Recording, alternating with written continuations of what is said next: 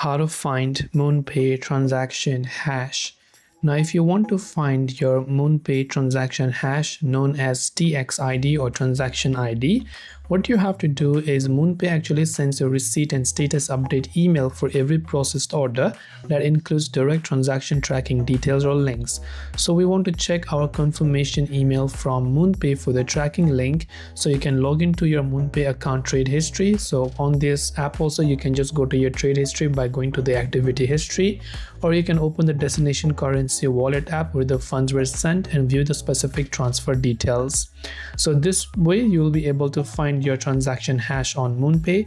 I hope that this video helped you out. If you have got any further questions, queries or doubts, feel free to also leave them down in the comment section below. As always, thank you for watching till the very end of the tutorial and see you soon in the next video.